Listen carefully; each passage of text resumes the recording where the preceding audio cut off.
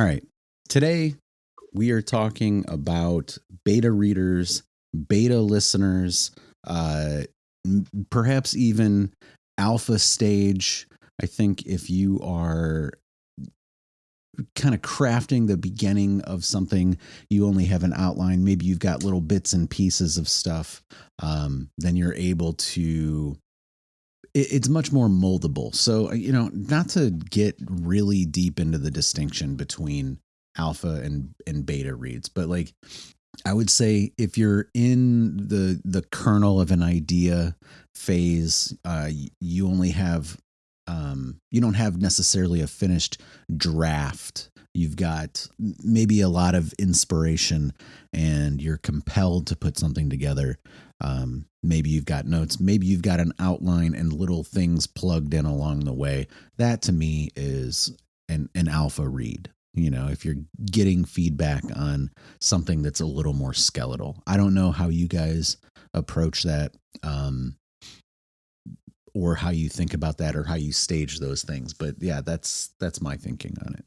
I basically think of it more simplistically. It's like I work on something till I'm like, I really need some feedback. So I mean, we can use the How's the Jack build, since you did a lot of beta work on that for me. Is like, and the first version I sent out was, I mean, it was complete in the sense where I didn't have notes or anything in it, but it was skeletal. It needed to be filled in places. So I hadn't quite worked everything through. But so for me, I just look at it like, when I'm like, okay, I've got something I need some feedback on. So I wait till I'm sort of like at that point. You want to call it alpha or beta. I mean, obviously the first draft you send out is going to have issues. So you kind of have to decide if you're ready to hear what they are. That's kind of how I think of it. Not my draft. My writing is perfect, Heidi. I don't know what you're talking about. I know. I'm the imperfect one. I accept that. I accept my imperfect, sort of. Before I was going to host, before I was going to co-host today's workshop, I had always been quietly curious about what the hell an alpha read is, because you always hear about beta readers. Make sure you get some beta reads, get beta readers. And I thought, well, beta is the second letter. Like, if this is beta readers, and what I always I never asked, but it was kind of always in the back of my mind, like, what would alpha readers be? But didn't think that much about it. And then this came along. It's like, so what about, what do you think about alpha readers? And I was like, well, I haven't heard that term before. So the way I understand it is, like we talked, Michael, before, so beta readers is what we all know to be, you finish a draft and you put it out there, you give it to some people and they give you feedback. But then the way I've understood it so far is that alpha readers are the people who help you out as you're building it. And I think that's kind of what I'm doing. I don't know, like I think the way I'm doing Salvador is a little bit of both, because I finish a draft of a chapter and I put it out there for people to read and give me feedback on. And that's kind of like it's like a beta read for the chapter, but it's an alpha read for the whole story. So I don't know. I think it really depends on, I think it's kind of a flexible way to look at things, and it just depends on how you want to define it. But either way, feedback is always important. Always important. Get a second pair of eyes, second, third, fifth, 15th pair of eyes on your work to let you know, if you're missing something, if something is off, if something is confusing, because nobody's in your head. So you need to make sure that whatever you put on the paper, whatever you put on the page is communicating what you want to communicate, and not, what you think is already obvious or whatever, or because it's yours, you think it's awesome and interesting and exciting because it's your baby, but then someone else reads it and it's like, this part was a little, I don't want to say boring, but yeah, okay, let's go with it. I was a little uninterested in this part, etc. So it's always important, whether a alpha or beta, I think. Yeah, I think I don't know what the challenge is for other people. It's like I'm okay with taking. I think people get nervous about criticism, but I mean, you're asking someone to critique something you've written. There's a negative aspect to that, whether you like it or not. I mean, you're asking them to see something unfinished, and so but I don't you just have to accept, you have to be ready for that when you send out something to show to other people. You just have to accept that. Let's designate something there. I don't know that I want to say that there's a negative component to that as much as there's a constructive component to that. Well, that is the ideal way to do it, but I'm saying that in a lot of people view it that way. So they veer off from even giving you constructive criticism. Do you know what I'm saying? So that's kind of my point. So I mean, you have to be prepared even for constructive criticism. But the problem I always have, frankly, is just finding people to do it. And I'm wondering, if it's I'm wondering, what the best approach to that is. And I think maybe giving people a more structured, request, so like Robin, who's not here, she just sent out like the first 3 chapters of her novel and had specific questions. So it was very structured. And I think maybe that's a really good approach to when you're working with someone and asking for feedback.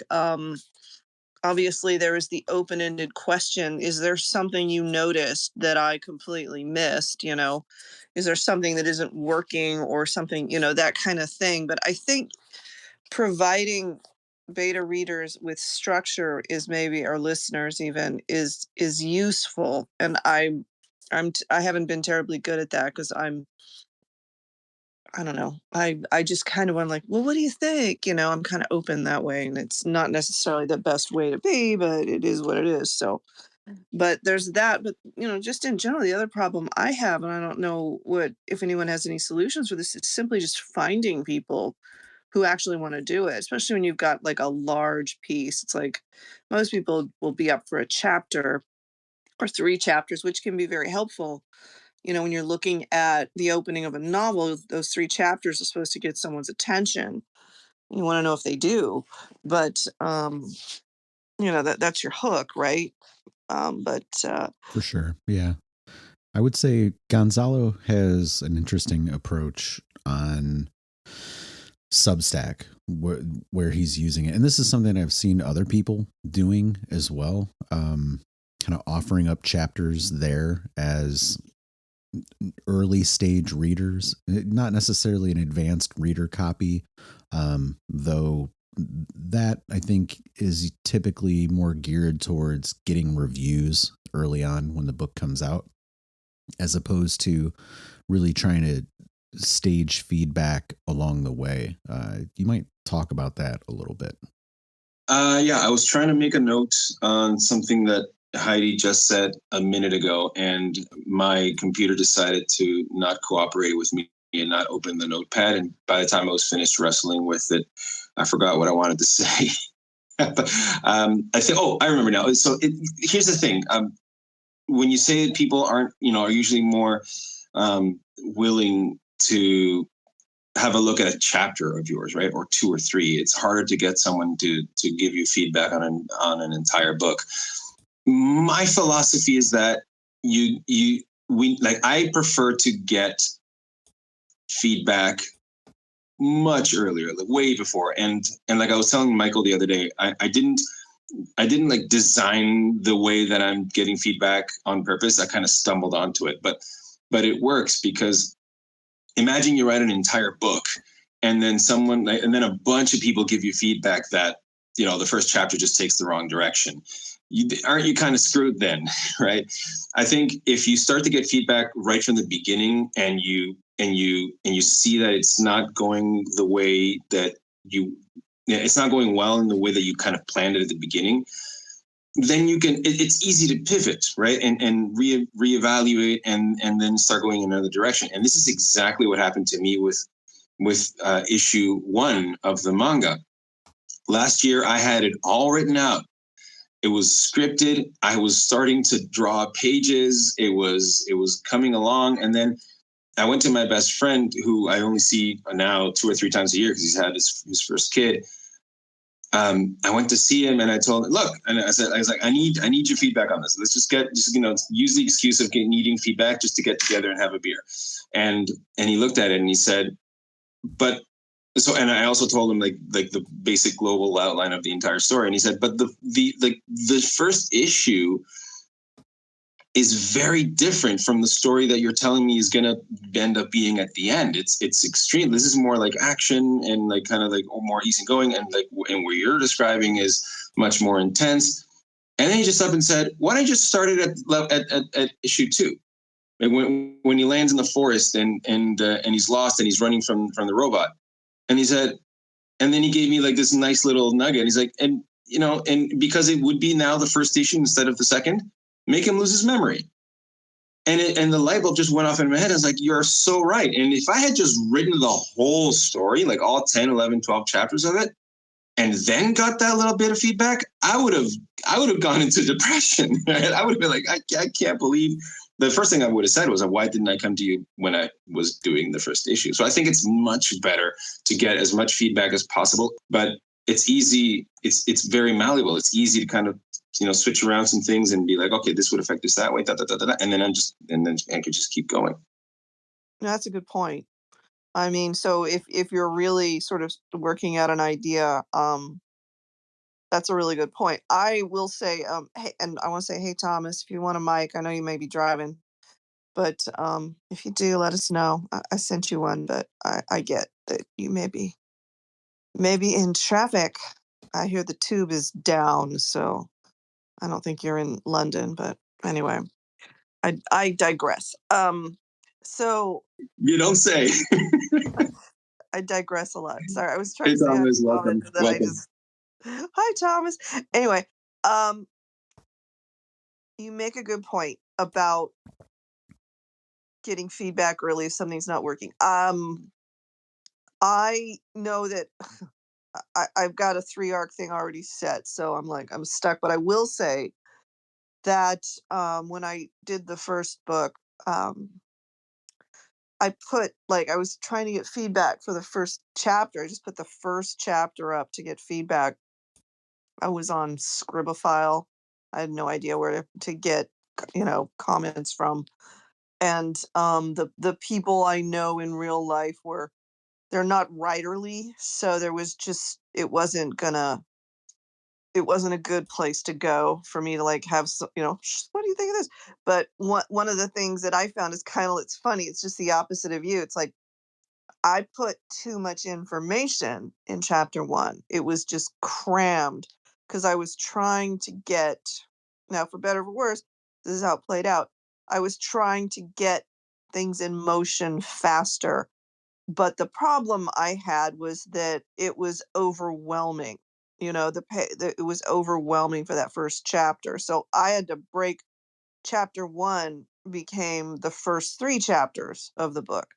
Now one may say, "Oh, you've got a slow start." And I kind of do have a slow start, but it's purposeful because I'm setting up what's going to be like a 3-book arc. I'm setting up this entire world.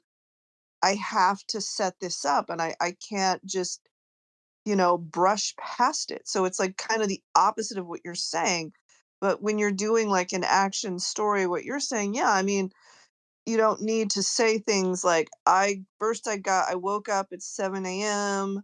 and then, I had breakfast, I had some eggs, I did this, it's like get to the point. So what you're saying, I think, it depends on what you're doing. Now, there's different ways to build a world. For me, I just had to start where I started because I had to open the door to that world and create just the situation I did so that it's sort of a flip where the world that you've met for the first 100 pages are really that's the world of the villains. So, I mean, I had to build that so people could see it from both perspectives. It was kind of something I wanted to do, but you know, that's a thing, right? It's like it could go different ways. you know, I mean, I learned a lot from getting that feedback, and I continue to learn a lot from getting the feedback. It's hard. The thing that's hard about it for me, though, is it's like you kind of want it to be, you know, you always, and I think Jaji had said this when she was here, you always think you're done when you throw it out there, and people are like, but, you're like, oh, not done. So it's a little bit, you have to kind of bury your ego a little bit and accept that. But Gonzo, you got your head up, a hand up. Sorry. I've felt that. I've felt that too. Like, you know, you write it, you block it out, you figure out the plot points, you draft it, and then you edit it, you make it better, then you draft, then you edit again. You're like, all right, cool. This sounds good. And you read it to yourself 3 times and read it out loud. You're like, all right, awesome, this is good to go. And then you put it out there. All right, guys, what do you think? And in your head, even though you're in your theoretical head, like in your rational mind, you know that you're putting it out there for people to give you feedback, but your lizard brain is like, I'm done. Tell me it's awesome. Right. And then people start saying this part was a little confusing. You're like, no, that's there because of this. Why don't you know that? But you know, your adult brain is like, chill. they're helping you out. Like it's in there, you know, quietly going, it's this little, but I was done, and it stings because like in your mind it was done, but it turns out it wasn't, right? But that's why we do it. I wanted to say what you said about. I wanted to talk to the point that you said about giving too much information at the beginning. Yeah, that's a hard thing to overcome. And it doesn't matter. I'm of the opinion that it doesn't matter if you're writing an action story or like 100-year family drama. I think that everything that goes on the page must be intentional. Like if you narrate the person's entire morning routine, it should be because you're describing their depression. Every little thing that they do, they're doing it in a certain way because life means nothing for them anymore. And this is their world right now, their reality. And in every little thing, even the way they brush their teeth, the way they just pause in front of the cliche, right? They pause in front of the mirror or whatever it is. Right? I'm just thinking off the top of my head. It adds to that image you're building in the reader's mind of their state of mind right now. And this is how they're starting the story. So it doesn't matter if it's a thriller or if it's if it's some drama. I think that it all needs to be intentional. And in the end, what we're really doing, whatever genre it is, whatever kind of story, whether it's a manga or a novel or a movie, a screenplay, our job in the end, our objective in the end is to keep them turning pages, right? If this is a drama about someone going through depression and I'm going on for 5 pages about how long it takes them to just get up and brush their teeth, then I should make the reader feel that, right? I should make them care that they can't get themselves out of bed and why. If that's what the story's about, then it should be, it's there. It's good to be there. But the problem is that sometimes we have this whole world built out and we want to give the reader that information. We call it info dumping, right? We give them as much as have the urge to give them as much information as possible. What I try to do to combat this is I kind of have it like this in this like kind of like jumbled cloud in my head. And I look at my outline, and this is why I'm an outliner, right? This is why I'm a plotter. And I look at it and I think, all right, at what in this first part, what do they absolutely need to know? Do they need to know this thing from later on? No, not yet. Okay, so I'll figure out where to put it. I'll figure out where to put that little piece of information later on in an interesting way. But what do they need to know right now, right? I can only talk about my case. Like Salvador lands in the middle of the forest at night. What does the reader need to know? Only that he's lost his memory. Only that he thinks he's human, and that he's scared. That's it. They don't need to know anything else. They don't need to know anything about the tensions between humans, like the advancements of artificial intelligence in that world, like the political drama. Nothing. They don't need to know like what his background is, where it came from. They don't need to know jack shit at this point. And it's better that they know less, because in my case, it's more mysterious that way. It's as long as you put questions in the reader's mind in a way that not in a way that's confusing, but in a way that's like, oh, I got to know what's this about? Like, why is he here? Why is he like this? Why is he saying that? I got to find out. That's going to make me turn the page. Then that's kind of what we're aiming for, right? Yeah, I mean, it's only an info dump if you're boring. I mean, if it's interesting, nobody minds. I mean, what comes to mind when you're talking about that? The laundry list of things people are doing. Are you guys familiar with the Disney movie Tangled? It's the retelling of Rapunzel. Yeah, of course. So the opening of that is exactly, I was thinking that when you were talking, because the opening of that movie is her singing this song about what she does every day, which is just, I go paint the wall and I brush and brush and brush my hair, and then I brush my teeth and I read the same book I read before, that I make pies and I do, I mean, she's bored out of her mind. It's funny because they took what would be a boring info dump and made this song out of it that's super entertaining, that's showing exactly just how trapped this person is. But it's not just, you're right. You're absolutely right. And it's not just that it's not, because it's not boring. But it's not an info dump because, one, like you said, they made it interesting, right? But not every story can be a musical. But they didn't just make it interesting, but it was like those details are necessary for you to understand her world. Not like, and when I say understand her world, I mean like her personal world. What is her situation? She's trapped in a tower. She's bored out of her mind. I can say that in 2 lines, or I can do it in a song that's funny. And it's when you said the beginning, when you talk at the beginning of that movie, I was like, oh God, I don't remember the beginning of that movie. And then you start talking about the song. I was like, oh yeah. Like it's funny how, she says, I do this and I do that. And at first she's like kind of like happy go lucky. And then she goes, and the next day she does it again. And then she goes through like the song itself is repetitive. So through the song, you feel her monotony, which is really artful.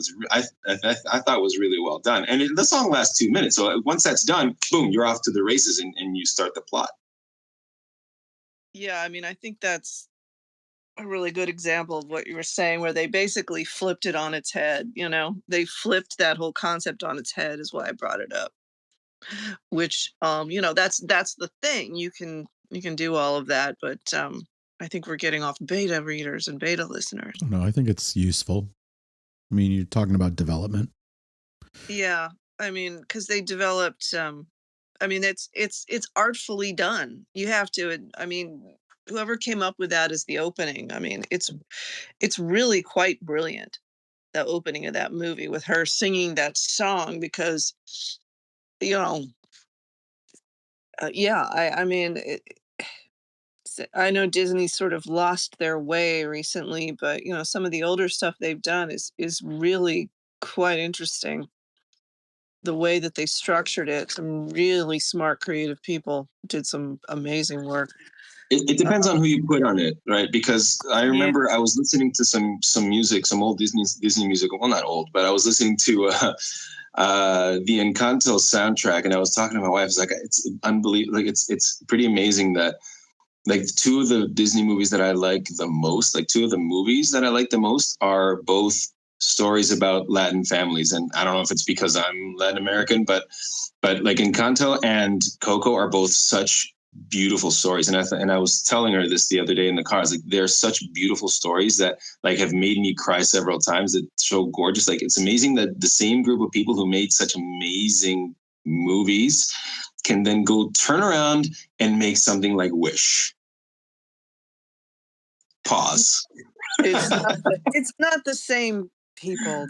It's not the same people, exactly. But you see it as the same people. I know. I know, but I'm with you. But I'm with you. No disagreement there. I didn't see Wish. Anyway, but you're not missing anything, trust me. Yeah, it was pretty obvious. The ad was enough. But to go back to it, so yeah, I mean, and these are the things that hopefully beta readers can help you with, like, and so I think one of the things that's important for them too is it's important is when you're trying to find someone to beta read, it's like, how do you do the quote unquote cattle call for it? And how do you get people who are, you know, going to be of use? Because I've had that where it's just like, hey, I liked it. Thanks so much for letting me read it. It's like, well, and you do really good descriptions, you really build your world nicely. It's like, well, thank you, but I appreciate that you read it, and I appreciate that you appear to have liked it, but there's nothing I can do with this. You know what I mean? Here's what I do, right? So, First of all, it's hard. It's hard to find the right people, like the people who will give you the right kind of feedback. But what I do with the people that read, that who are like willing to read what I give them, and they just say that's great. Immediately, I go, what did you think? Is there anything that can be improved? And I specifically ask what parts were slightly less interesting. I don't say boring, right? Did any parts bore you, or did any parts were any parts any slightly less interesting, or like let you drift off? And were any parts confusing?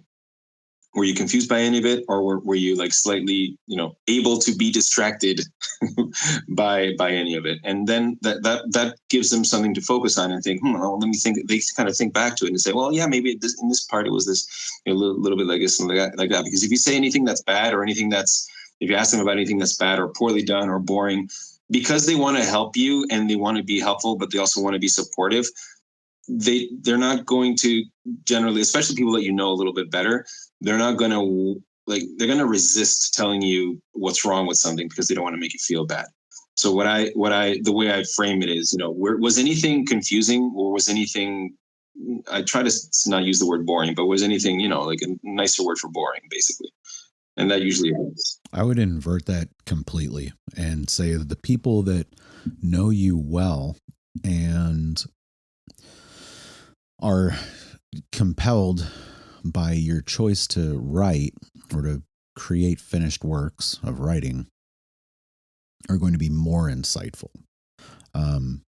They're going to actually comb through what you're doing. And it comes down to, I think, how you platform the material for them.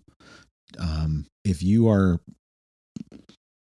trying to do like an email thing, or if somebody wants a PDF of the whole thing,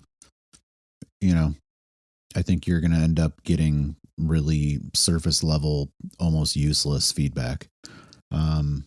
If you're giving them a document where they can comment on it, whatever platform you choose, and lots of them do that. I mean, even with Word, you can do that. Then you're going to get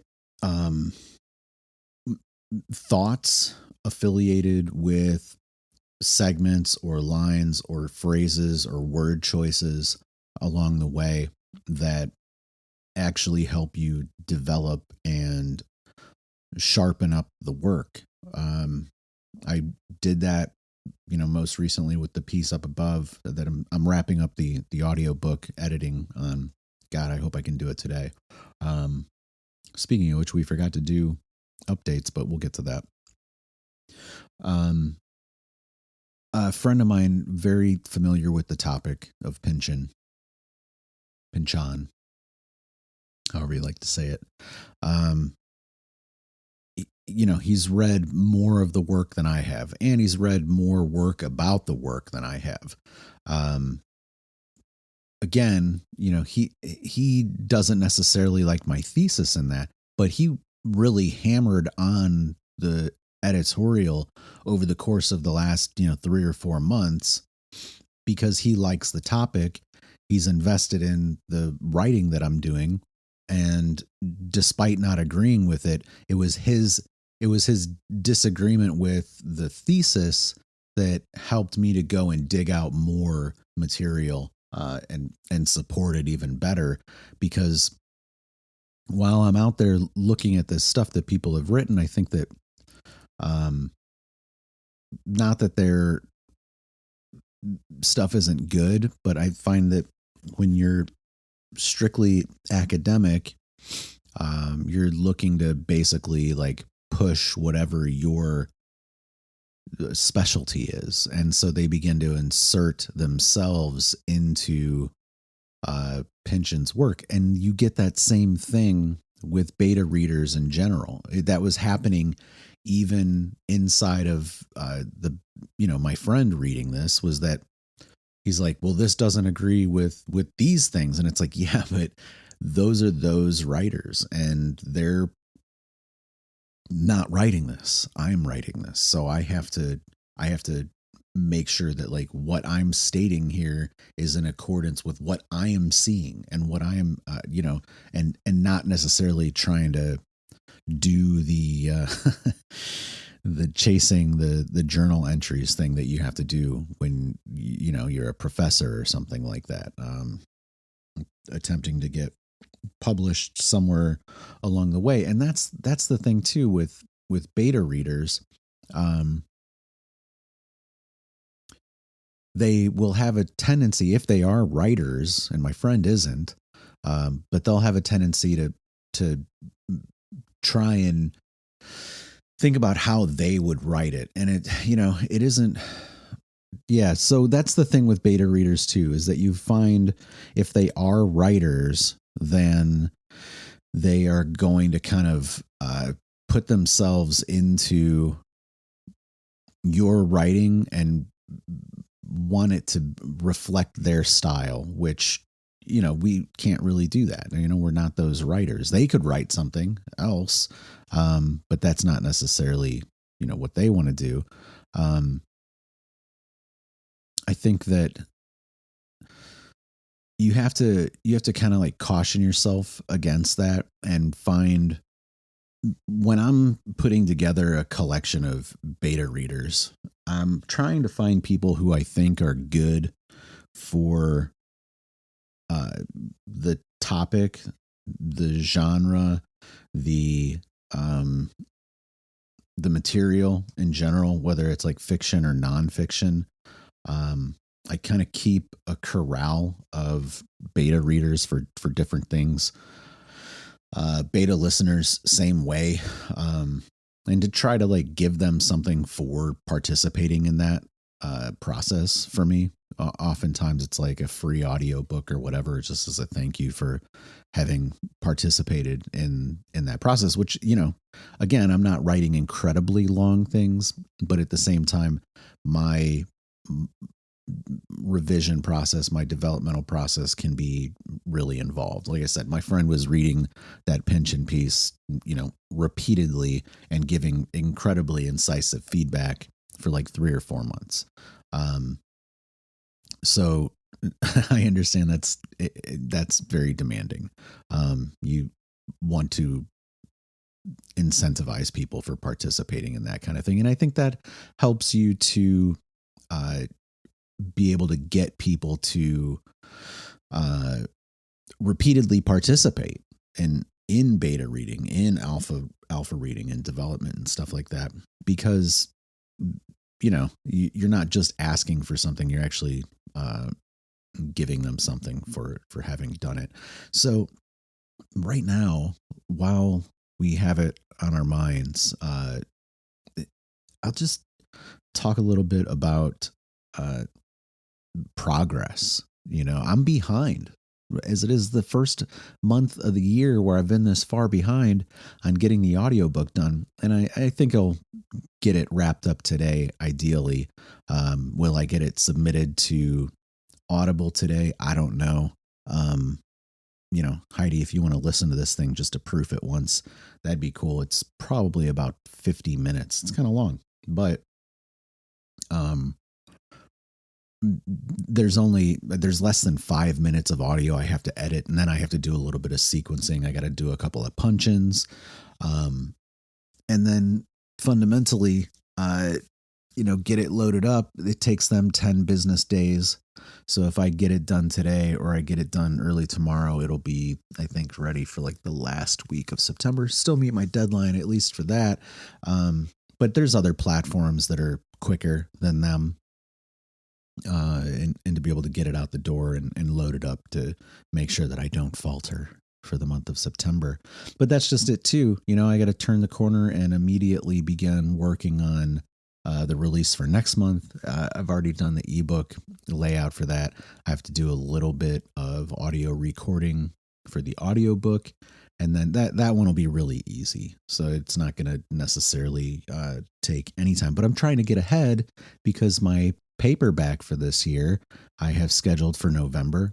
I'm doing decently with layout. It's almost complete, but the audiobook recording for that's going to be fairly involved. I'm taking the daily historical facts and turning it into a book. And that's a project that I've been kind of like gestating for a long time. Looking around over the last handful of years for ideas to turn into paperbacks and stuff like that. I mean, this seems obvious, but the amount of research and asset collection and stuff like that has been pretty intense, pretty heavy, and the processing that goes into that, and trying to basically make it worthwhile for not only myself to have done it, but for anybody that would want to get the books, because, it's a lot of public domain stuff, historical imagery, and adding something into that. I did that with the Chicago book. This time I'm kind of taking it a step further. It is much longer, but it's also, I'm trying to process the images and really bring something to them that kind of adds an additional layer onto it. And that is because, we're looking at places like Wikipedia changing the rules a little bit, or maybe making some things inaccessible. So that, just so you guys know, that's what I'm kind of working on right now for the foreseeable next month at least. What about you guys? Heidi, how is your progress coming? Do we have you back? Yeah, it was forcing me to request. It was totally glitching. It's like I don't know. So just don't ball me out. I knew. I just couldn't undo it. It was anyway. Yeah, it crapped out. Well, I've been gone for the past week. I sent my kid off. How was your trip?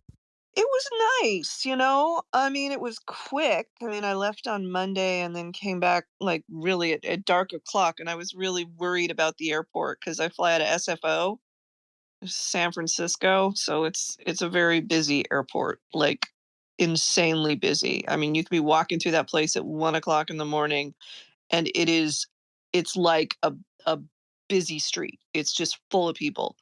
Um, so we were flying out on Labor Day. I was very concerned, and the flight, we had to be there at like 5 in the morning, and it was as light as I've ever seen it. There was like practically no one there. It was mad. I was just like, you gotta be kidding me. I mean, we cleared TSA in like 10 minutes, but so it was nice, and I got a couple of days with my kid back in Nashville, and we had fun. And then I put him on a plane, and off he went to London. So that was a lovely. That was hard. It's always hard, but so, and then I came back here. So I did nothing last week in Well, regards that's to. only 1 week. It's been a month since we did the workshop session of I August. know. So Well, I've had more life stuff going on than you know, August is like not a good month for me to get stuff done. So yeah, I haven't I've stalled out for about a month, so for various reasons. So now I need to get that novella out. I'll start working on it today. The house that Jack built needs to appear as a novella. Um, I've got to go finish that up, but I had to just take a pause for everything. I've been editing The Fort. I'm probably about, it looks like it's about 46 chapters. It's about as long as The Desert. So, in fact, it's practically the exact same length, like right within 1,000 words. So, I'm about just around halfway through editing it. There's a couple of chapters I need to rewrite. So, like one I'm gonna dump, and well, I'm gonna just gut it I gotta cannibalize it, as they say. Because I've got a character that I'm introducing in the fort, and I need him to show up sooner than he does in the first draft. So I'm moving him up, and I gotta rewrite a chapter with him in it. So I definitely have to do that. I'm working along. I'm around chapter 20-ish. So I'm hitting my first big thing. I realize I write in like a 5-act structure. I mean, obviously you can say anything's a 3-act structure because everything kind of is, because it all has a beginning, a middle, and an end, right? But I kind of go in a bit of a 5-act. I don't know. So I'm hitting my first big, or not, my real major action section. I'm just hitting it. I got to go edit that. So I'm kind of going chapter by chapter. I'll probably have a thorough edit of the fort done by the end of the year, maybe by the end of November. I'm not sure right now. I've got some stuff that just came up that I got to do, that I'm going to be doing. I'll talk to you about that more later once it's completely solidified, that is going to distract me from all of this.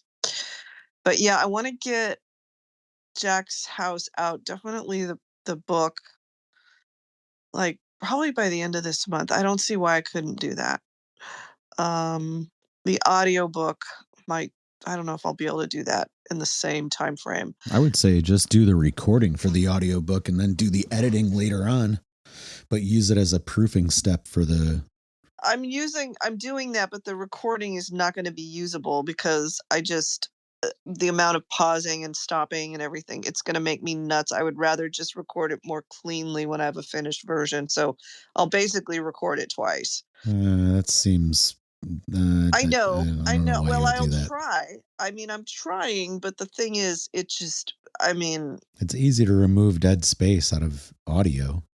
It's not dead space. It's like changing words and things. I mean, I will try to use it. I will be optimistic about it, but I mean, if you got to make changes, that's what I do. If I'm like going back and changing the text, I'll pause the recording, because it happens. You know, you find stuff, or you're like reading it and you're saying to yourself, that in audio, that doesn't make sense. So I'll pause, I'll make the edit, and then I'll continue with the reading. Yes, and that is exactly what happens, because you're like, oh, you're reading it and you're like, damn it, I've got that word in there 3 times, in that paragraph 3 times, you know, and you don't realize you've done it. And when you're reading it aloud, boy, do you hear it. You're like, yeah, I gotta clean that up. But I learned. So I mean, yeah, I'm gonna try. I'm getting hit with a lot of things that I have to do this month, not just outside of these 2 projects, they're fairly large. They're not small projects per se. So it takes some time to do them correctly, and I'd rather, I'm not trying to put them out perfect, but I want to put them out, at a certain quality level, hopefully, right? Yeah, what's perfect? Oh, I'm impossible, but that's not but I'm trying to push them as far as I can. You know what I mean? But I should get Jack's House out. I really want to get it out by the end of this month. Nice. So we're in September. I should be able to do that. That's my major goal. We'll see if I hit it. Yeah, maybe the audiobook. Maybe I can get them both out, but we'll see. We will see. I wouldn't even stress about the audiobook in the same month, because it gives you something to additionally promote around too, that, is worth something. Yeah. Gonzalo, what did you accomplish in the last month? What progress have you made? Well, not even the last month. I would go with a month and a half, because my students have been on break pretty much all July, and my kids were on break the second half of July. So like in that time and pretty much half of August, I actually made quite a bit of progress. I set myself a couple of goals to hit certain pages, or like not hit certain pages, but to write a certain amount of time every day. And I got a lot done then. I got, I was doing a lot of drawing. I did a lot of thumbnails whenever I was on the bus going somewhere. Sometimes I teach classes.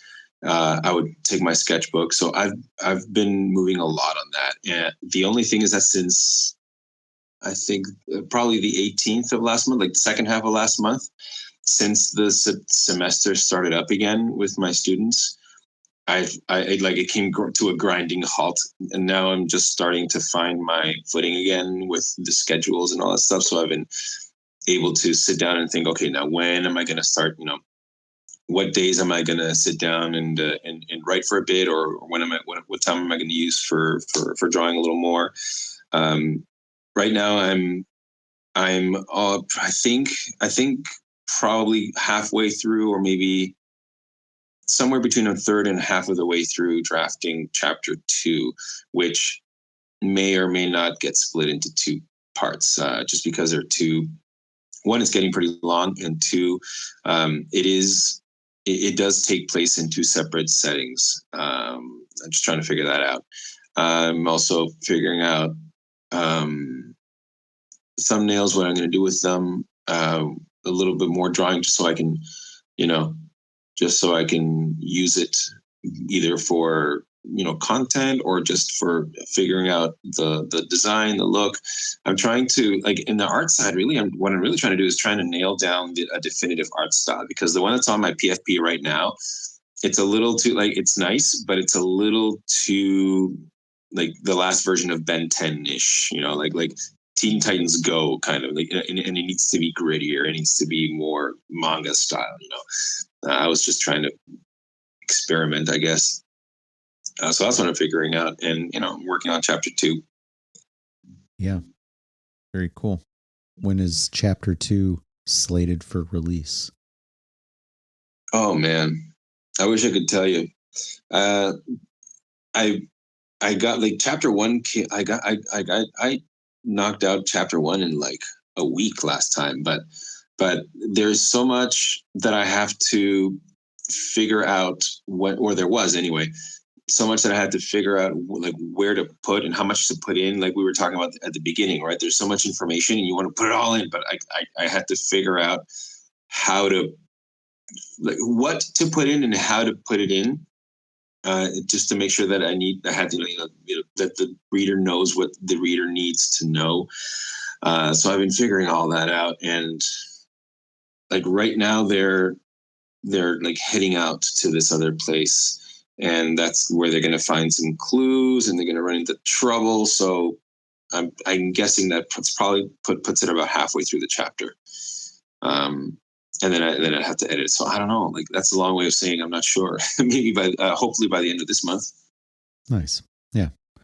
Hey, if I wrote a chapter a month out of a novel, I guess depends on how long it is, but that's, you're getting somewhere, making progress. That's the important part. Absolutely. And that's the main goal. Just like, I want to get it done as quickly as I can. I want to always be making progress. That's my goal, really, to always be making progress and not let it go, because we ain't getting any younger, and I want to get this thing out and then go on to the next thing, and so on. How do you prepare the material for feedback? I know, you're using Substack, comments are allowed on that, but it's kind of at the end of things. It's not necessarily line by line comments. Are there people that do provide you with a more traditional beta read experience, or do you just sling it up there and let it ride? I don't have any official intentional beta readers, but what I do is, first of all, when it's published, I do look at comments. There aren't that many of them, and I do open up a chat, like the chat in the Substack itself.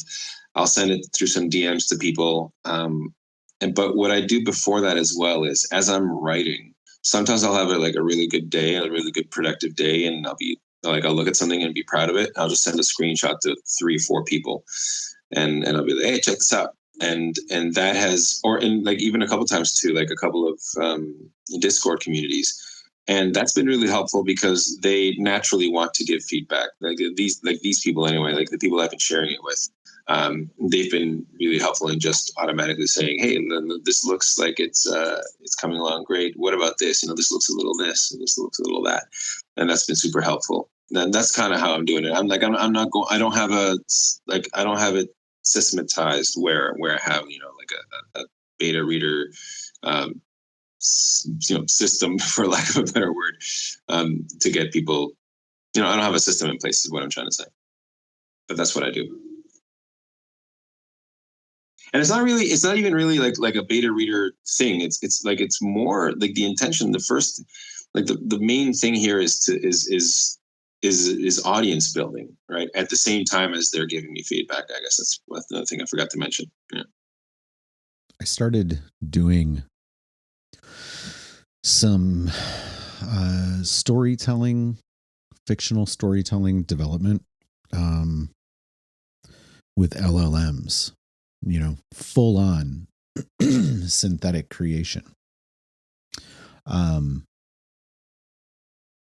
Where, I'm giving it a couple of like mile markers essentially. And then saying, construct an outline for me out of this. And then I'll have, and this is getting really into the weeds on some of the technicalities. But what I did is I had two different LLMs create two different outlines, story outlines. Then I had a third LLM merge those two outlines into one story. And then I'll say, okay, I want to change this and this and this out of these segments, swap those elements out, place these elements in, and then give me the updated outline back. And then I'm taking that and breaking off little segments of that outline and then feeding it back into one of the LLMs with a prompt saying, that I've written that's basically like, I want this to be, excellent literary prose with a mix of paragraphs and dialogue. And then it'll give me that back. And then I'll make an edit through there. I'll roll through that and then make some changes. And then I just recorded it, just full on voice reading. And then I'm sending it over to a friend just so, they can check that out. And the response was, I would like this to be choose your own adventure style. And it's like, well, that's kind of interesting.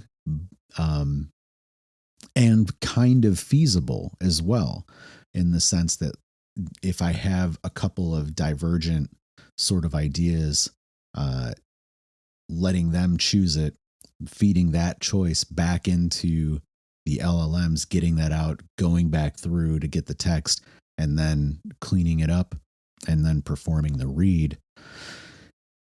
An interesting sort of experiment, just like rapid development, ideation, development, and vocal performance, and just, getting it out there. The segment was, I think the whole entire read was only like 4.5 minutes, very short, but it's sort of an interesting experiment. Will it ever see a broader light of day? I don't know. But it is kind of a fun experiment. So maybe I'll report back more on that in a month. It's basically just something I started doing. So how's the LLM doing? Is the story good? Is it derivative? What's it like? I'd say it's yeah, well, I mean, it's very early. So is it good? I think that there's something that happens when we are only when we're reading something versus having someone read it out loud to us. Our nature, our critique nature is arrested, and we're experiencing a story being told to us in a more, oral oral tradition sense. So I think that there's like a bit of a divide there, because if I was just putting the text up and saying like, tell me what you think about this text, like, okay, yeah, who cares really? But turning it directly into audio, and that's the only way to interface with it currently. I think that adds a different sort of flavor to interpreting and engaging with it. I mean, in a beta listener sort of sense, and it's I'll do another segment later this week, and I don't know, we'll see what happens. It's just a fun experiment, really, to be able to like rapidly ideate and develop and turn something out. There's somebody I know doing something very similar right now, where they're writing, and I actually think that they're using something like 11 Labs. I don't think they're using an actual narrator to perform the read, because I've started listening to more of it, and I'm like, this sounds synthetic to me. This doesn't sound like an actual narrator. Just some of the, not pronunciation, but the pacing and the timing and stuff just sounds unnatural. Not, I mean, yeah, I guess unnatural is the best way to put it. Like it's not how I hear professional narrators performing reads and pacing things out. So I just have a sense. I'm going to ask him and be like, hey, are you using like not an LLM, but text to speech conversion? Thomas, you came up. Do you have an update on your progress? Yeah, I thought I'd stick my head in. Nice. Yeah. My update on my progress. I think I've said to you before, I'm working on basically my third book, and I'm working on multiple things. I'm working on finishing my second book by publishing and all that. So I still got to sort out the book for that, which I haven't done before. I'm working on my third book, and I'm also working on an anthology series, which I know Michael's aware of. And I finished one of the stories' first draft the other day, which was good. I had a bit of time off work, so I tried finishing that up. So that means I only need one now to finish off the 7 stories. So yeah, some good progress. Like exciting stuff happening. About halfway through the audiobook for my second book as well, with the people I've hired for that. So that's exciting as well to hear how that's coming out. Yeah, so it's going pretty well. Yeah, and just thinking about the beta reader thing from earlier as well. It's just trying to find someone who isn't too close to you as well, and someone who can be a bit more critical. Again, that balance can be quite tricky, but I tend to find certain people are into the genre I write in, which isn't for everyone, unfortunately. Otherwise, I would be swimming in it when I'm not getting much as it is. But yeah, it's all quite exciting stuff happening, I would say. Do you have any release dates targeted for any of the new stuff? I'm releasing my second novel the 10th of October. So yeah, I'm not sure about if I'm going to manage to get the audiobook at the same time. But as you said earlier, that might be an advantage rather than a disadvantage, because I can do it as a separate campaign. So yeah, 10th of October for my book. So I'm looking forward to that. Yeah, you got to keep us posted on that stuff. That way, when it's out that week, put it up here. And that way, we know that it's out. Put it in the group chat too. Yeah, I would appreciate that. That would be good.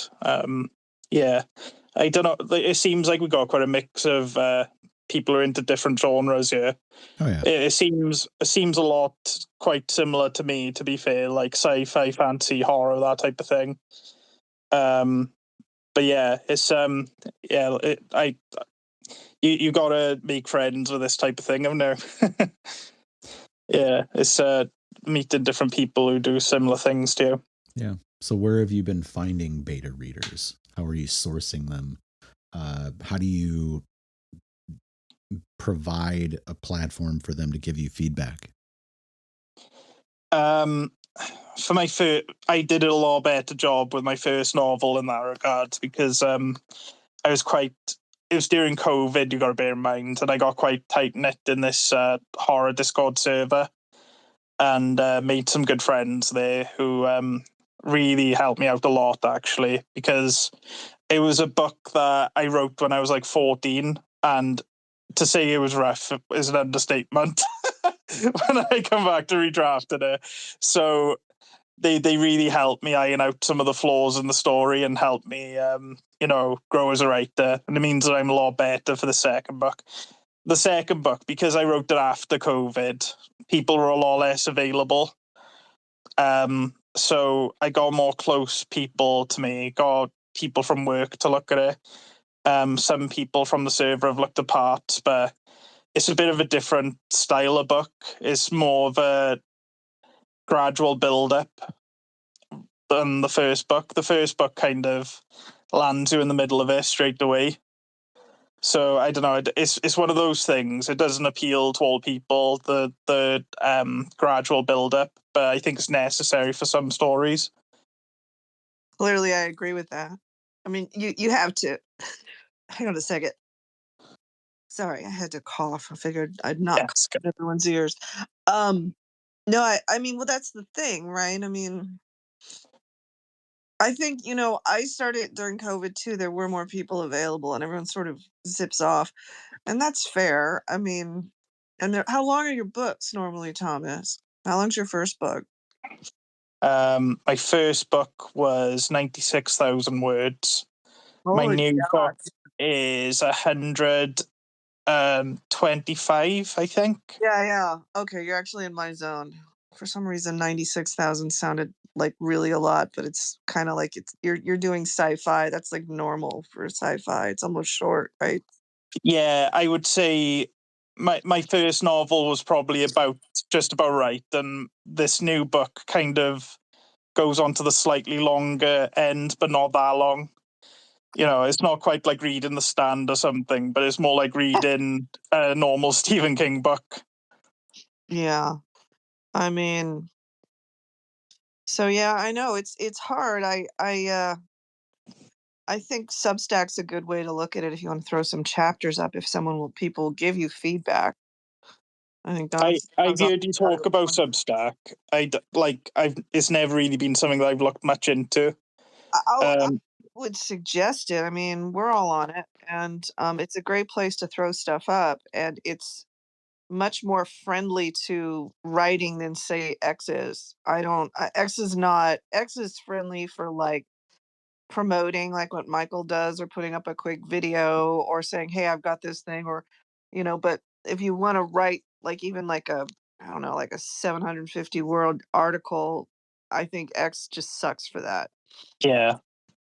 I just find promoting anything on here these days is really difficult, and trying to get any engagement on anything. But me too. It's pardon me. Go ahead. Sorry. What were you saying? Sorry, I didn't catch what you asked. I was just agreeing with you. I was like, everything on here just came to I don't know what happened, but everything was zipping, and all of a sudden it all just came to a grinding halt on here, and I'm not really sure what happened. Yeah. It's just infected by bots now. I just every comment I get is somebody trying to promote my book. Quite what do you call it?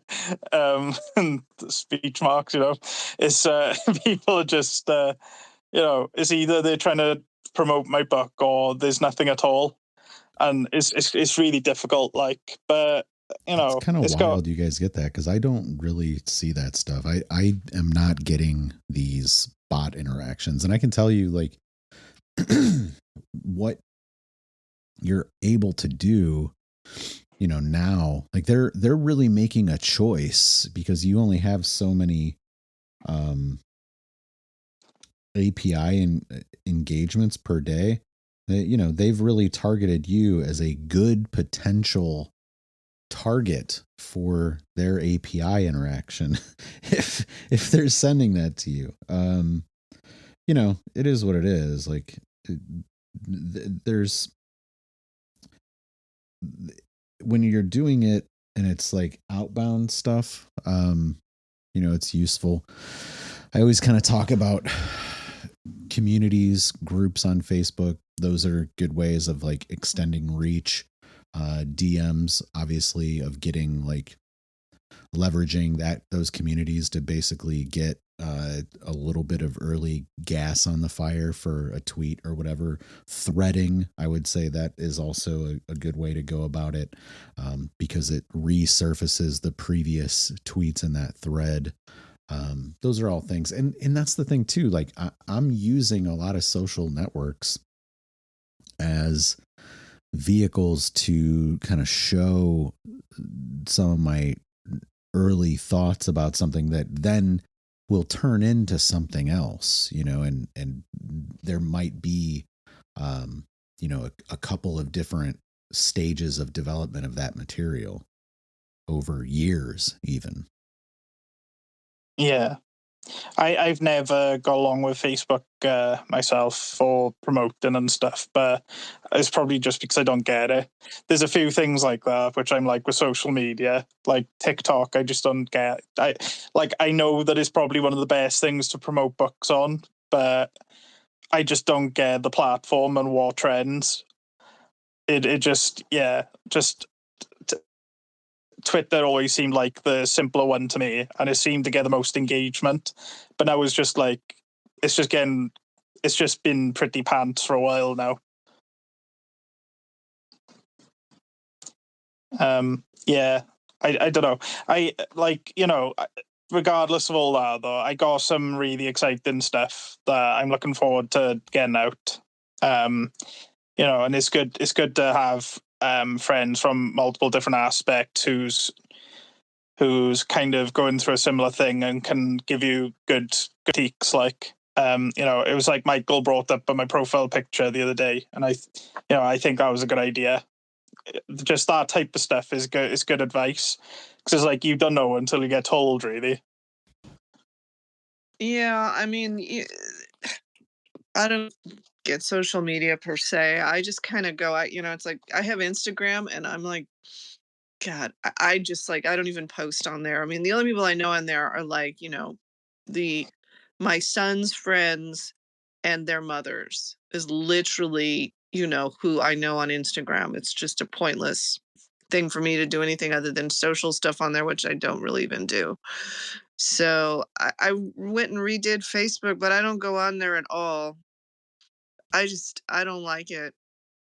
I don't know. I'm terrible at promoting. I am the quintessential dingbat when it comes to that because I just put zero effort into it because it just annoys me. And that's bad. I shouldn't be like that, but I'll try to be better. But here I am.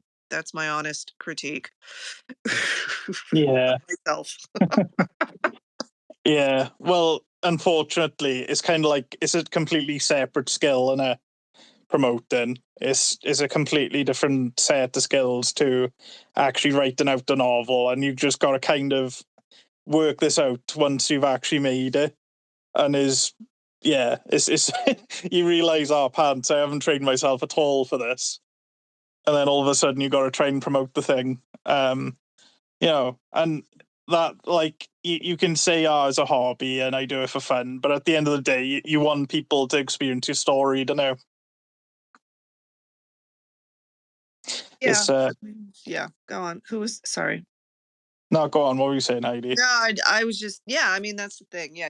You want people to read it. You do want to do this sort of professionally. And it's just, we're just in this zone where we have to do the promotion as well. So we just have to figure out how to do it. I mean, it's just a matter of effort and structuring your time. And I know these things.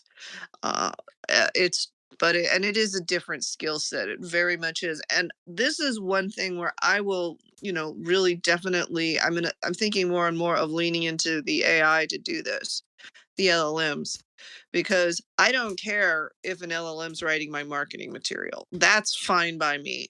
And in fact, I think that's a pretty good use of them. And it also gets it off my plate. So it's, in a way, I now have a marketing assistant, which, you know, and it's on me to use them. And so that's one thing that I'm looking into doing more and more. And I know Michael brought this up. I've poked up having the LLM do beta reads just to see what it would be like, to see if they're any good at it. So like I'll throw a chapter at ChatGPT and Grok. I've tried both of them. And I'm, you know, give it a shot if you guys want to. I mean, I know everyone's worried about copyrights and all this stuff. I'm not really concerned about that. I'm not so well known that anyone's going to be stealing my work per se at this point, although I guess it happens. But the thing that's interesting is, I will say this, when it comes to creativity, Grok is really not very good at I'm sure that the space will crash instantly now that I've said that. The Grok is just, it's not good at looking at creative work. It's very formulaic in terms of that. It's not able to, you have to explain everything to it, and it's not very good at critiquing the work, and it'll just say, well, it should be like this. ChatGPT has more nuance. And it's been interesting, kind of like being able to do that, because I can torment it in a way that I couldn't torment a beta reader, you know? And so I appreciate that. I can be like, you know, I guess you know, you can ask it the same question 4 different ways and it doesn't get annoyed with you, you know? So that's kind of useful. You know, I'm experimenting with that, and I'm not opposed to having it beta read. I make it stop short of, do not rewrite this for me. I don't want you doing that. I want comments. I don't want it rewritten. You're not to do that. And you have to sort of shut it down, because it does try to rewrite stuff. It's like, don't do that. We're not doing that. I just want comments, and I will decide what makes sense and what doesn't, you know? And Yeah. so, but I mean, that's one useful sort of workaround I've used when, you know, it's like, I don't necessarily want to hit people with this. I want to save human interaction for when it's going to be of most value to me, and when it's, you know, not going to be wasting their time with me saying, do you think this work? You know, that kind of thing. So, I mean, that's one thing I will say about the AI. And I mean, we've had this discussion before where it's sort of like, if it's something you would have paid someone else to do, it's not them writing it for you. And I agree with that. And I think that, you know, I think it's foolish to sit there and, you know, claim I'm a Luddite when it comes to this. I will never use it. It's all evil, blah, blah, blah. I think that's sort of ridiculous. It's sort of like saying, I refuse to use a refrigerator, you know, because that's not natural. You know, I mean, you know, it becomes silly. Of course you use a refrigerator. I mean, you know, I'm not going to use a washer and dryer because, you know, I'm going to do it. Come on. I mean, people used to have servants, you know, or maids and all of this stuff that they could, you know, it used to be affordable to have a maid. It wasn't like now where it's crazy, but that would come in and do this stuff for you. It's no different than that. I mean, the washer and dryer took the place of, you know, a maid or whatever, servant, whatever you want to call it. So, I mean, I think experimenting with AI for some of this beta stuff is an interesting thing to do right now. I think it'll get better. And the other thing too is you can get a very fast response, especially like Thomas, if you're like you and me, where we're writing these really big things, we can get a pretty good response. It still hallucinates to a certain extent, but it can help, I think, with pacing for chapters and such. I give it. I would suggest experimenting with. Yeah, maybe I do need to try it a bit more. Like, what I do find, like, as you said, if you put a chapter in, is I think AI is a lot better at working with a couple of paragraphs than a whole story. Well, not a whole story, a whole chapter. Like, it kind of gives you more generalized points, more, and strays away from specifics. But yeah, it's definitely got its uses. I don't think it's quite at the place yet where it fully replaces a proper beta reader. No, But I agree with that. But it's at the position where it can be a bit helpful if you just want some ideas on where you need to go.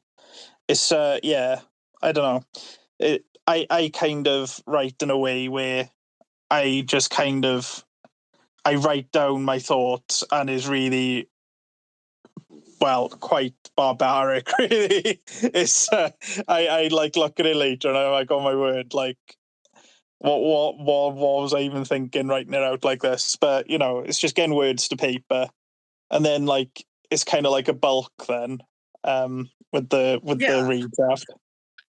Yeah, well, I mean, Gonzalo or Michael, do you guys? I mean, Michael, I know you're using AI to do stories, but I really like the idea of using it for the marketing side, because I mean, that's just so consuming, and it's like I want to write fiction and stuff. I don't want to write marketing stuff, but you need it. I think writing for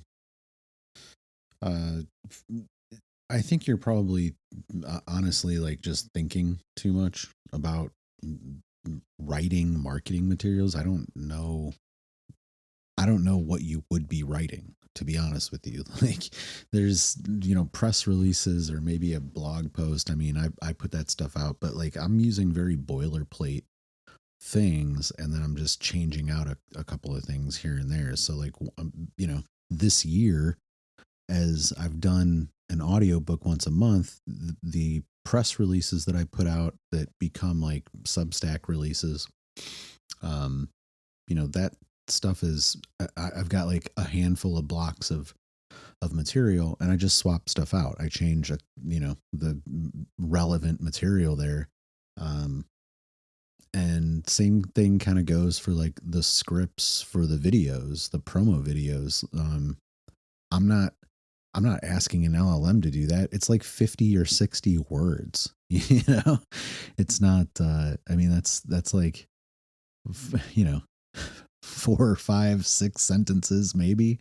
That shouldn't be tough to kind of get out. And then performing the read, I mean, that sort of stuff is really very basic and, not at all involved. So I guess when you're talking about using them for promo, I think that, or marketing or whatever, I think it really kind of comes down to like just making very boilerplate assets that you're able to do very plug and play sorts of things with quotes or titles, making sure you're hitting a couple of very typical details that you're going to use almost repeatedly for stuff. And then the thing I spend more time on in terms of marketing than any editorial at all is the videos. So like the imagery that I'm using there, putting that into motion with like Runway or Luma or whoever I have credits for, and then doing the editing of that, adding the music in, putting my voiceover in over top of that, that takes up more time. So I think maybe you might consider talking to LLMs in terms of strategy, but in terms of developing copy, I just don't really see how you need so much that you can't just write that stuff very rapidly. I mean, you're putting out a book a year. I'm putting out an ebook and an audiobook once a month. So it's because I hate writing it. Well, contextualize it.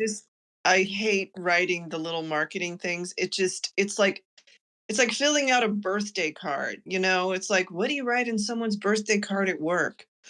It's a it just happy birthday. Yeah, I know. It's a mental freeze for me. It makes me nuts. So I don't know what to tell you. You asked a question, I'm giving you an answer. Well, I'm Sorry, giving you the Gonzalo, I answer. didn't Yeah. interrupt you. Put the Go ahead. basics down. Think like journalism, and make sure you're hitting the who, what, when, where, how for that stuff. Gonzalo, go ahead. What do you write in somebody's happy birthday card? Happy birthday. Like the other day I was saying, I was trying to figure out this thing about like my character, like Salvador's clothing, because he crashes in the forest and there's an explosion. It doesn't get burnt, right? So I figured, okay, it should be like a tougher material, like a special, high grade, fire retardant, whatever. And then I thought, well, but his arm has been, like, the sleeve on the arm has been burnt off because of the heat blast. So I was trying to figure out like what the logic is behind that, and then I realized it wasn't that important. And then Michael just jumps in. He's like, well, the heat from the blast is hotter than the explosion. I was like, shut up. But it's sometimes it's just a mental strain. And I agree with you, hey Heidi. I use it for marketing too, like not just marketing, but like planning in general. Like, all right, I want to build, like my audience. I want to figure out, like a plan for the next 6 months, what I should be putting out. I've got this material. I struggle with this. I'm really good at that. What's the best way to move forward? And I'll have a conversation with it, and it'll give me some good tips. And yesterday, it was today's Tuesday. Yeah. Yesterday, I was like, hey, I just saw this old. I'm gathering some files, and I saw this old sketch, and I saw this screenshot of an old illustration, but it's at like the very initial sketchy outline, and I thought it would be really cool to kind of share. But like I'm washing dishes, I'm taking out the dog.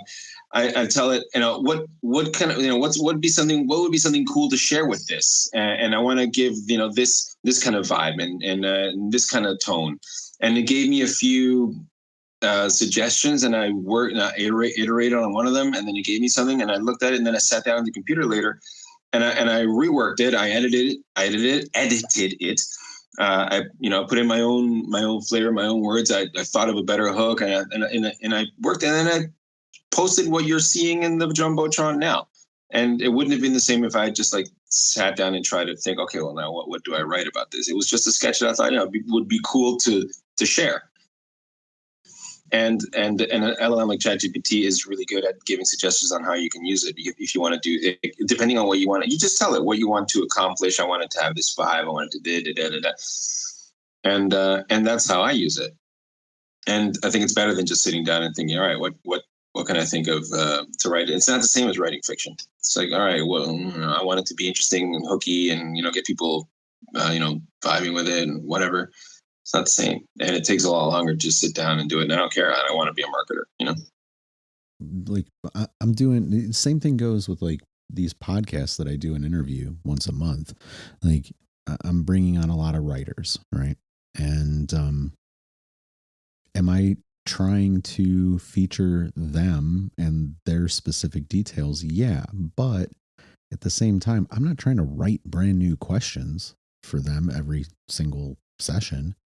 I don't have the capacity for that. I have the capacity for, here are the 3 or 4 questions that I ask everybody. They're going to have their specifics in their answers, and as I'm listening to it, it might inspire me to ask a follow-up question, and that's going to be derivative of what they say, but also very likely not related in any way to a question that I asked somebody else. So it's kind of just about like creating platforms for you to rapidly manufacture work, whatever it is. Even if it's the boring stuff you don't like marketing, I mean, still do it. You ought to be spending as much time selling your book as you did writing it, I would say. Yeah, but more than boring, I would say it's about the time that it takes. Like I thought about the sketch, and I was like, all right, I got to get up, I got to take out the dog, and then I have to do the dishes, and then I have to sit down and do another thing. And I don't have half an hour to sit and think of, just to figure out like a 3-post cadence for the week with this sketch. It's easier to talk to ChatGPT while I'm out in the park with the dog, and then come home with a plan ready to go, or almost ready to go. Yeah, I'm with you. And the other side of that too is like, you don't have to necessarily repeatedly talk to ChatGPT about that stuff. I mean, I do the same kind of promotional threads or promotional pushes for each one of my releases every time I do it once a month this year. I mean, you should be seeing very similarly shaped campaigns for all that, where it's like, okay, I'm going to talk about the pre-order for a little while. There's going to be a video. I'm releasing it. You're going to see the video again. There's going to be some links talking about the audiobook. Maybe I'm then like threading off of that for each one of the outlets where you can find the audiobook, whether that's like Google and Apple, Spotify, whatever they might be for that particular release. And that there's no thought in that. I'm not thinking about it at all. I've done it enough times at this point where it's kind of like, I know that just needs to be done. And, to come up with like little blurbs or whatever, I just think that, you could do that same sort of thing for any number of the sketches that you have or the assets, showing kind of like background development. And it's not going to be a really intensive like brainstorming session about showing that stuff and hopefully directing eyeballs and traffic to the endpoints that you want them to arrive at. I mean, I can also like at the park, like sit, like as I'm walking, sit and like think about what I'm going to write. But I don't know. It's like Heidi said, like it's not, I don't know. It's also a matter of I just can't be bothered sometimes to put like that much. To put I don't know, like I guess I'm more of a perfectionist that way. Like I want it to be nice. I want it to be like to sound good, but I don't have the time, or I guess mental, like I'd rather spend that mental energy later writing part of the chapter. Yeah, I think that's what it is for me too. It's like, I don't want to waste my words. You know what I mean? Oh, good Lord. I know, right? Stop. Such a literary egotist. That's me. It's not literature. We can't be doing it if it's not literature. I must save my words. I can't be wasting my words, my precious words on marketing. Ugh. Yeah. So lowly. It is truly the dark side. Beneath me, totally, absolutely. Oh God. Anyway. Well, we're talking primarily about beta readers and beta listeners, but maybe give us a progress report on anything that you've been working on. I don't think you've been in here before. We have a group DM. If you've got stuff you're working on or publishing or anything like that, maybe tell us a little bit more about yourself. Good morning. I was in this group once before, but months ago. So I'm Weller Vision, and I write and create little short films. And I'm currently working on building out a universe. It's like a whimsical, magical sort of a universe involving some related motifs: storytelling, baking, food. It's very tongue in cheek, a little dark and absurd. Have put out, or about to put out, something called Shelf Life. I just put out a trailer for it today. And I'm sitting here listening to the conversation take place. And there are a couple things. One, I know the struggle of writing marketing copy. And if you are a fiction writer, it's kind of unappealing, but it has to be done. But what I think I'm getting from the conversation, at least from you, Michael, is that it doesn't have to be appealing. It's procedural. The reader is expecting to get X data from you, and that's all you have to supply. Is that kind of where you're coming from? I think for the most part, I want to make things that are interesting and engaging and entertaining in a marketing sense as well. But given my schedule that I've obligated myself to this year, like I can't spend an overwhelming amount of time on any of that stuff. I have to do it. I have to get it done and get it out with the deadlines that I have. But it really needs to be not an automated process, but a very plug and play process to where fundamentally, like, very similar assets are able to be manipulated. And I know that for a commercial, I need, again, like 50 or 60 words of copy. I need maybe some music to go into the background. I need init images. I need the book cover to show up at the beginning and the end. I'm going to take those init images and then put them into motion with any of the generative AI video tools, and take that material, cut it together, and I'm going to have something I shoot for like 30 to 40 seconds. And, you know, it's very routine at this point. I mean, I've been doing these for a number of years, but now I've been doing a lot of these kind of book trailers and video trailers and stuff for the last year and a half with these tools. Maybe a little longer even at this point, but I just know that, like, I'm not trying to like overthink this process and make it more complex than it needs to be.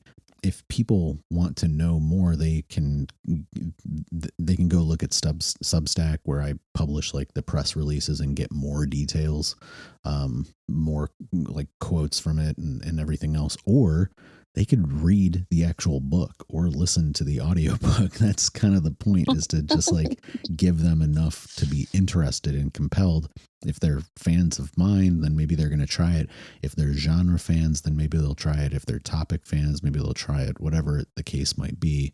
That it really is. I mean, when you think about a commercial on television, you know, what's happening there and how long do they really have to like grab you? Typically it's 10, 15, 20, 30 seconds, a minute. Maybe there's some that are longer, but the thing is, I watch video stats, and I know for the most part that, you know, people are watching like less than 10 seconds on average of this stuff. Yeah. So you really have to front load and put the most important information up front, make sure that like recognizable components are right there, you know, out of the gate, and don't make it complex. Don't be cute. Don't be poetic, you know, just make sure you're hitting the data points. What has helped me a lot, because when I was making these short films earlier, I've been doing it for about a year. I was never doing trailers. I wasn't doing any marketing. I would just upload it and slap it out there. And I'm understanding now you have to do more marketing. And so writing the trailer, that's something completely different. But what has helped me was that I don't use Chat GPT. I use Claude, because of course, Chat GPT has similar functionality with the projects. But if I can upload all my project documents to Claude, and then I can work with Claude to create the text for the trailers, it's much easier to do. And it's, I think, more eloquent than Chat GPT. I've just started using Claude myself a little bit, just kind of dabbling with it. I should spend more time, but at the same time, I'm not like super hung up on doing a bunch of testing on LLMs. I think for the most part, if you know how to interface with them, you can very rapidly get out what you want, and then you're going to end up having to polish some of that stuff anyway. But yeah, the capabilities, I think, in terms of what you're saying with Claude, yeah, it's definitely pretty dynamic, and that's not even something I've used. So the idea of beta readers and beta listeners. This morning you were in the AI Art Today space, and they're running out of time, but I wanted to bring up an idea that I've just been floating around in my head about screening. A lot of the projects that filmmakers are putting together, there's nowhere to screen them for, or screen them with. to get the kind of feedback that you would normally get from readers. Are you, this is interesting. Yeah. I mean, excuse me, I'm going to put something up in the nest for you, because I have an AI film group that I work with, and we have a Discord server. You might want to join that just to talk tools, or talk with other people that are, making stuff, or showcase your work. In that case, gosh, where is this thing? There it is. I'm going to put it up in the nest for you. So it's open, it's free, it doesn't cost anything. But if you're on Discord, then you're able to basically jump in there and be able to, there it is. Talk with other people that are doing similar stuff. Yeah. So it'll be the furthest one all the way on the left with the Discord link. And, you're welcome to come and hang out in there. Thanks. Yeah. No sweat. Yeah. So yeah, doing screenings, I think, so we have public channels in that server, and then we have like some private channels for, some of the inner crew. And one of them is a works in progress, and like we'll use that to basically, get some feedback on what we're working on. Largely, it's like rough stuff. I know, like when I'm working on a video, sometimes I'll do like as much as like 10 or 15 exports of the video as I'm processing things, just to get like story feedback or feedback on the cuts or on the audio mix, character development or motion and all kinds of stuff. So yeah, I mean, those are kind of like pre-screening views before anybody sees them. And it'll just be like the handful of folks that are kind of like our inner crew there. But, you could use it. You could use the public channels in the same way. Maybe I'll even put up a works in progress channel so that people can kind of use it that same way. But yeah, I mean, there's like a works showcase, so if you are looking for feedback on stuff with your video, I would say that functions in the same way that, beta listeners do for editorial. So Thanks. I'll have to check that out. Yeah. It's up above in the nest. Heidi Gonzalo, do we have any remaining things on the schedule we haven't necessarily touched on that you guys are considering? The schedule, no. The only thing I would say about beta readers is this is another thing you could probably use the AI for, is developing a list, like a questions to ask them. Yeah. So that you're giving them some specific guidance. I think that's important. Like even if like they're previewing your, a quick questionnaire, I wouldn't make it more than like 5 questions, because at that point no one's going to want to answer. I think 5 might be the sweet spot, would be my guess. I don't necessarily disagree with that, but I also don't feel like the questions approach is incisive enough. Like when I'm putting something up on Dropbox for you or for anybody else, I'm really kind of like trying to drill into specific segments or looking for additional ideas on those segments. It's going to depend a lot on who you're working with. I mean, who's beta reading it, right? No. So, I mean, I think it's good to give people some general guidance. Some people are not going to respond. I do think you have a point about putting it on Dropbox where people can comment as they're going through.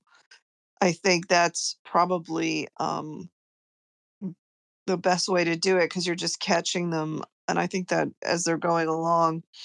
Here's why I don't like the pre-questions thing, because with that, what you're ending up focusing on is their experience reading. And what I want to focus on is their feedback for my writing. And the process, the way that I'm using the beta readers or alpha readers is that I need specific attention and focus on my writing, not your perception of reading it or the material. I need you to focus on these segments so that I can improve them. And that, to me, that's kind of like the inversion of what you're saying, where if I want to get the like Gestalt view of it from 30,000 feet, then those questions, some kind of questionnaire or whatever, then you're going to get like very broad brushstrokes, but that is not, I don't want very broad brushstrokes. I want particular laser focus attention on the locations that I need it. Well, I mean, I'm kind of the opinion that it really is going to depend on the person you're dealing with. On from the writer's perspective, you have to figure out how you're going to get the most out of that person. Without again, demanding of them. You know what I'm saying? No, it just depends. no, because if they can't do it the way that I need it, then I can't use them as a beta reader for the process that I need to follow. That's just not. Well, it's not. It's, you said it earlier that when people are giving you this kind of like wishy-washy sort of feedback that doesn't necessarily give you the things that you need, that's the reason why. Well, I'm of the mind that maybe I wouldn't get the wishy. I mean, maybe you have a point, but I'm just, my reason for saying this is maybe you can get something more out of someone if you direct them a little bit. That's what I'm saying. But I agree with you. I mean, obviously, and I agree with what I said earlier. I'm just saying that, this happens. Maybe this is one of the ways around it. I mean, you're making a good point that, I need to know right away if someone's going to give me the kind of feedback I want, and questions are they're more work for both of us. And that's not what I want. So, I mean, I really think it's just, I don't know that there's one perfect answer for it, but you do have a point. If someone's going to give you wishy-washy feedback without any sort of guidance, they may continue to do that even with guidance. So, I mean, yeah, I don't know. I think what you're talking about works for audio better than it does for copy. Do you think? Yeah. Why? Because the production of audio is different, right? If there's particular issues with audio, but I think by and large, you're not necessarily dealing with like line edits when you're listening to audio. Yeah, I mean, you're dealing with by that point of the audio, it should be dealt with, the line edit stuff. I mean, at that point, it should just be artifacts and weirdness, right? So hopefully, singing, things like that.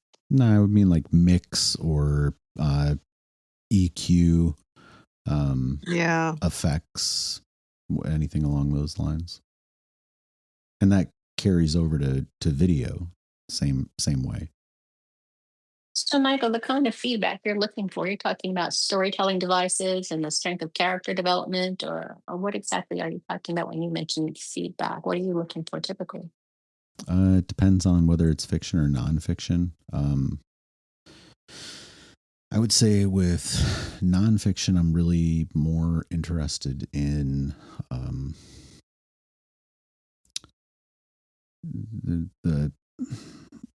the presentation of facts, or getting more information that endorses the thesis, or trying to understand where there's not enough detail about something. With fiction, I would say, like, is the story evolving in a captivating way? That basically you have to be concerned with your characters and the arc and the narrative, and like revealing it in a way that keeps people wanting to read,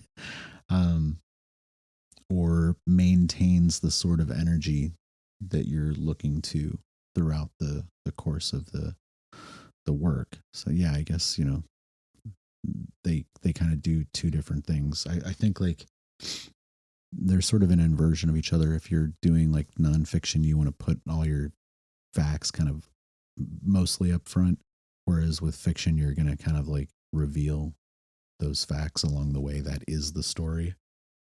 I got you. It would be hard to like do a mystery as journalism, I think, because you are going to put the who, what, when, where, and how right up front, and like that's